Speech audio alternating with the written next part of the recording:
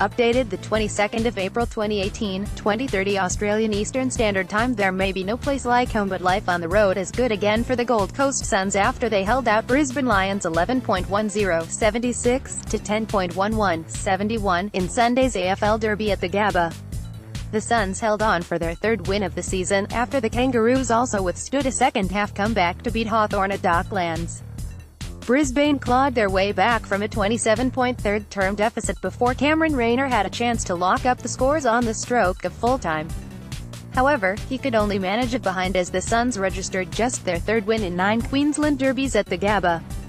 It was a confidence boost for AFL nomads Gold Coast, who snapped a 2-game losing run including last round's 80-point thrashing from West Coast.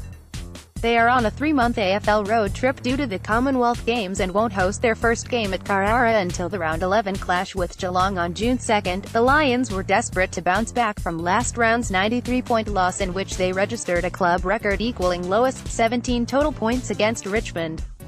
While there was no sign of the Bad News Bears on Sunday, the Lions still have one thing in common with their luckless predecessor: they still haven't won a game. Besides last week's effort, last year's Wooden Spooners, the Lions have been competitive but still have a horror 0-5 record to show for their season start.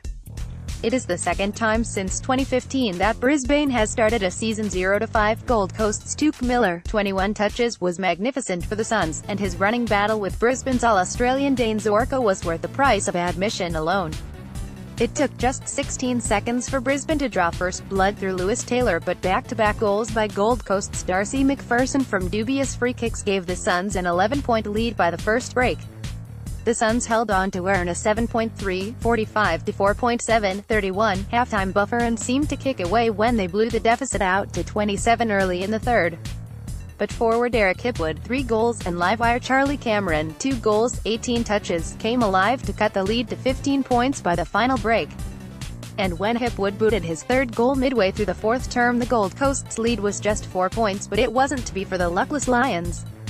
AAP Kangaroos beat Hawks despite 2 men knocked out and undermanned. North Melbourne have clung on for a 28-point victory over Hawthorn at Etihad Stadium to climb to third on the AFL ladder. Up by 57 points at halftime on Sunday, the Kangaroos only managed 3 goals in the second half but did enough to hold off the resurgent Hawks and claim a 14.14, 98 to 11.4, 70 win in front of a 27,981 strong crowd. Forward Ben Brown, 4 goals, midfielder Ben Cunnington, 30 disposals, and backman Robbie Tarrant, 16 marks, played starring roles as the rebuilding Roos made a dominant start to the game. The complexion changed within a matter of seconds when North lost both Sean Higgins and Ed Vickers-Willis to concussions during the third quarter. A motionless Higgins was taken from the ground on a motorized stretcher and was set to undergo scans in hospital after a nasty head collision with Hawthorn's Ryan Burton. Vickers-Willis was able to run from the ground after colliding with Harry Morrison moments later but failed a concussion test and was also ruled out for the final term.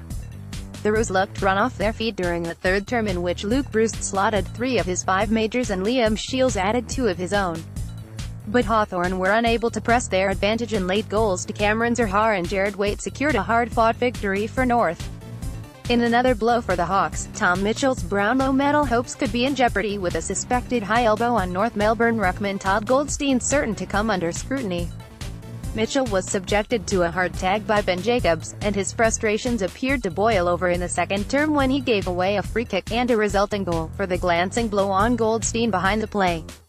Mitchell's scintillating start to the season had him considered an early Brownlow frontrunner, but Jacobs wore him like a glove, restricting the prolific ball winner to 19 disposals. North's Zurhaar was reported for rough conduct after laying a hard bump on David Miro, which sent the Hawks backman hurtling into the boundary fence.